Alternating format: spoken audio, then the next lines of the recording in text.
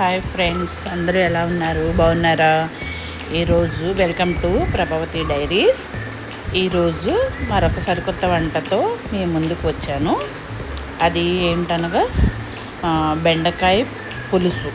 బెండకాయ పులుసు చిక్కదనం కోసం అది కూడా ఏం చేయాలని చెప్తాను. ఫస్ట్ స్టవ్ వెలిగించి బాండీ పెట్టి ఆయిల్ పోసుకోవాలి. ఆయిల్ వేడైన తర్వాత కొంచెం మెంతులు కానీ లేదా మెంతి పొడి కానీ వేసి తాలింపు దినుసులు అన్నీ వేసి కరివేపాకు కూడా వేగిన తర్వాత ఉల్లిపాయలు, పచ్చిమిర్చి. నేను పచ్చిమిర్చి చిన్న ముక్కలుగా కట్ చేయలేదు, కాయ పడంగా చిన్న గంటు పెట్టి వేసేసాను. అట్లా పులుసుల్లో వాటిలో వేసుకుంటే తినటానికి బాగుంటుంది, అందుకని అట్లా వేసాను.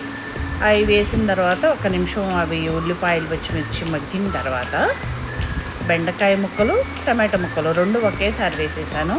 ఎందుకంటే బెండకాయ ఊరికే మగ్గిపోయిద్ది కదా, అందువల్ల రెండు ఒకేసారి వేసేసి ఒక్కసారి మొత్తం కలిపేసి ఆనియన్స్ కానీ అన్నీ కలిపేసి మూత పెట్టేసి ఒక 2-3 మినిట్స్ ఉంచిన తర్వాత అవి మగ్గినాయి బాగా. టమాటాస్ బాగా మెత్తగా మగ్గిన తర్వాత వాటిని ఒక్కసారి కలుపుకొని ఉప్పు, కారం, పసుపు, కాస్త ధనియాల పౌడరు అవన్నీ వేసి ఒక్క చుక్క వాటర్, అంటే బెండకాయ డైరెక్ట్గా పులుసు పోస్తే బిగిసిపోతుంది కదా, అందువల్ల ఒక చుక్క వాటర్ కూడా పోసి మళ్ళీ కలిపి మూత పెట్టుకొని ఒక 5 మినిట్స్ ఉంచితే వాటర్ అంతా దగ్గరికి వచ్చేస్తుంది.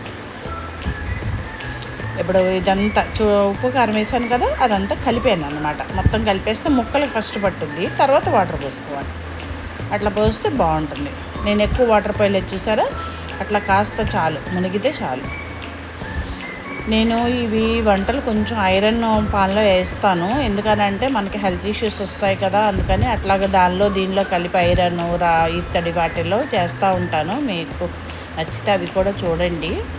అట్లా కలిపిన తర్వాత ఒకసారి మూత చూసేసి నీరంతా ఇనికిపోయిన తర్వాత చింతపండు పులుసు ముందుగానే రెడీ చేసుకొని పెట్టుకున్నాం కదా, ఆ పులుసు దాంట్లో పోసుకోవాలి.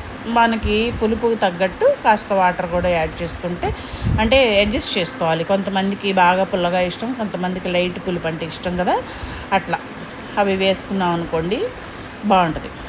దీన్ని నేనేం చేస్తానంటే, చాలామంది కొంచెం పులుపు అడ్జస్ట్ చేసుకోవడానికి బెల్లం కానీ పంచదార కానీ వేస్తారు.